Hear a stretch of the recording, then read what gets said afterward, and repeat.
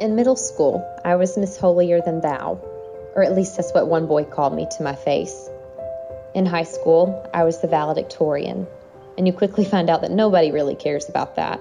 In college, I was my sorority spotlight version. I was so good at being good because life was black and white.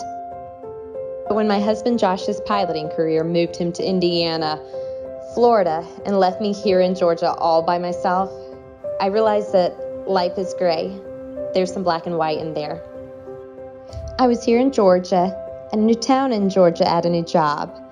I didn't know my neighbors, didn't know my coworkers, by myself.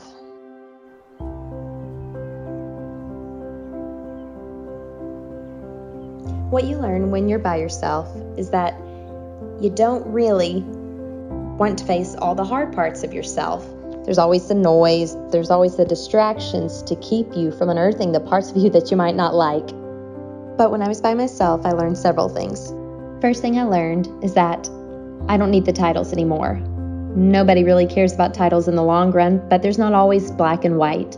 Right does not always look right, and wrong does not always look wrong. And so all these pedestals, all these gold stars of approval that you're looking for, they don't hold any weight. Second thing I learned is that I did need therapy. I think for a long time, I knew I was struggling with some things, with some mental health problems. And when I was all by myself, all in my loneliness, I had to go get help. Doesn't mean you're crazy. Doesn't mean you don't have everything together. It just means you need to talk to somebody. Third thing I learned was most important was that God actually thrives in my gray. He thrives in my mess. Turns out, you can cuss in prayers. You can throw your fist up at him. You can stomp around your house and you demand that he somehow answer all your questions.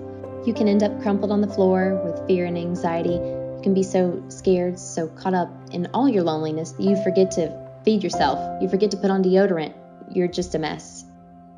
But in the mess, in the wreck is where God is.